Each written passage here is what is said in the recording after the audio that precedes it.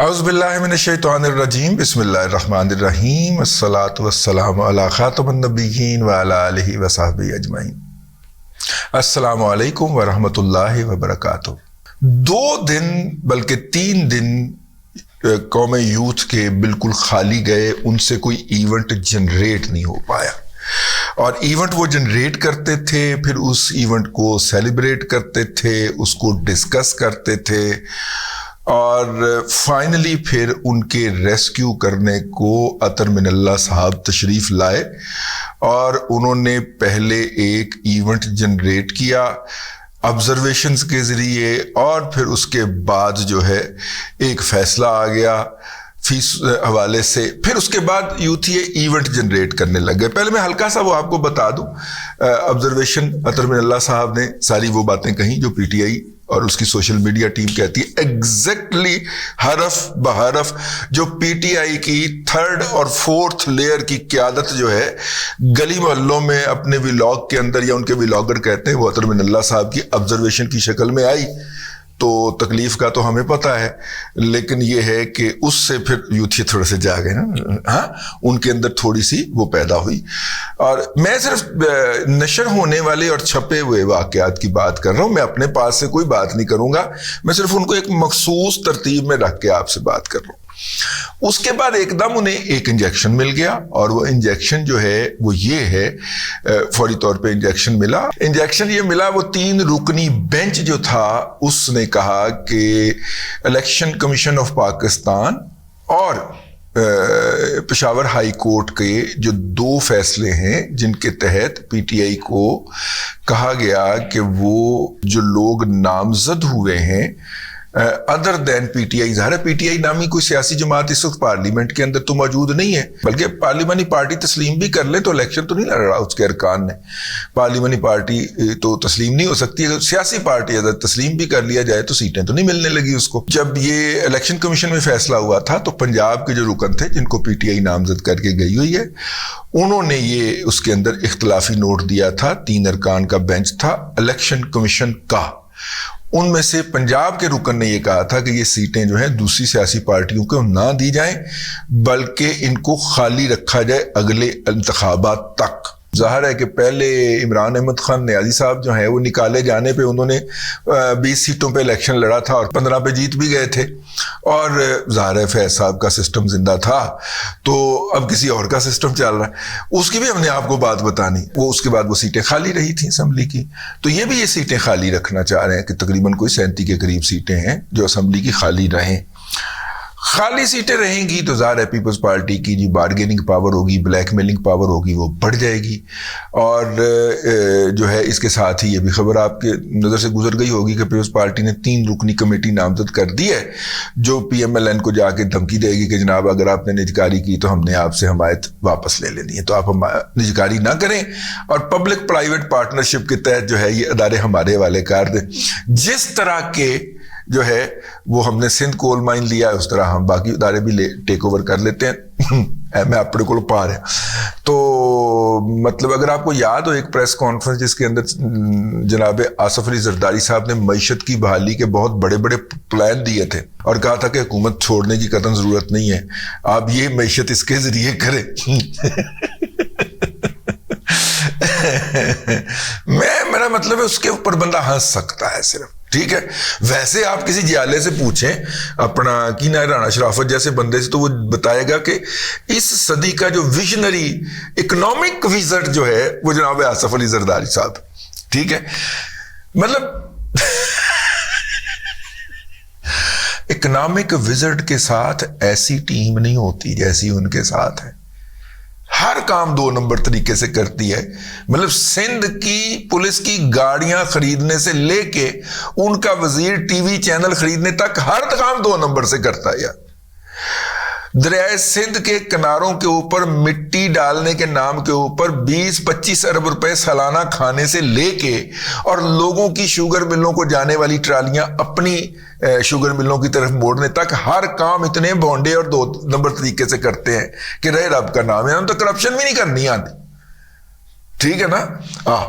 تو خیر، لیکن یہ ہمارا موضوع نہیں ہے، یہ دوسرا ٹاپک مل گیا، تو اس کے بعد پھر دھمال شروع ہو گئی، اور دھمال کے فرنٹ سے لیڈ کرتے ہیں. آپ کو پتا ہے نا جناب عمران ریاض خان صاحب دھمال سب سے پہلے انہوں نے ڈالی اور انہوں نے بتایا کہ جناب وہ اکیلا رہ گیا. اکیلا سے مراد وہ ان کی مراد ہے کہ وہ اکیلا رہ گیا ہے.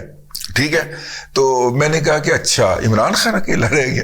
ان کا اشارہ قاضی فائز عیسیٰ کی طرف تھا نا کہ یہ 3 ججوں نے بھی قاضی فائز عیسیٰ کی مرضی کے خلاف فیصلہ دے دیا ہے. ویسے وہ لال بجکڑ جو ہیں جو کہتے تھے کہ قاضی فائز عیسیٰ کی ایکسٹینشن ہونے لگی ہے, تو وہ اپنے تبصرے اور آراء جو ہیں وہ ذرا پیش فرمائے لائن میں لگ کے. ٹھیک ہے نا, میں نے اس وقت ہی کہا تھا کہ یار یہ نہیں ہونا, اور اگر یہ کسی طور پہ ہو بھی جاتا ہے تو قاضی صاحب نے قبول نہیں کرنا.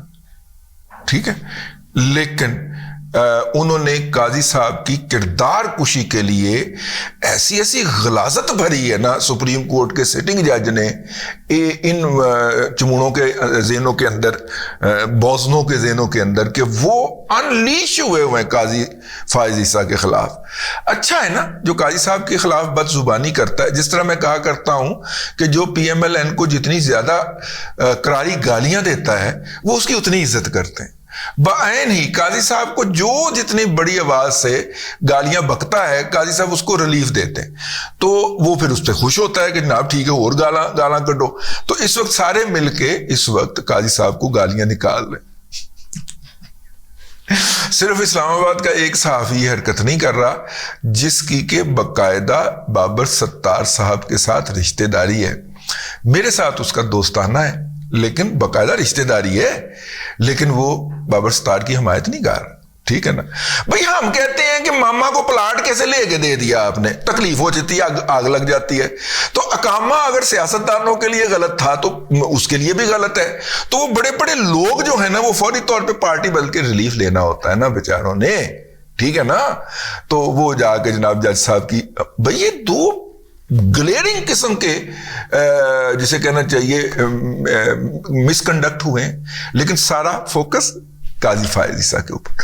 قاضی فائز عیسیٰ صاحب جو ہیں وہ کبھی کبھی لگتا ہے کہ اس پریشر میں آ جاتے ہیں اور ان بڑے بگ ماؤس کو جن کے پیچھے سپیکر یا کرنٹ کسی اور کا ہے تو اس کے اوپر کرنا شروع کر دیتے ہیں. اب جناب واپس آئیں تو سب سے پہلے فرنٹ سے لیڈ کیا عمران ریاض خان صاحب نے, پھر جناب صدیق جان, ٹھیک ہے, ٹول کی اس نے بجانی ہوتی ہے, پھر اس کے بعد پھر سارا ہو گیا شروع.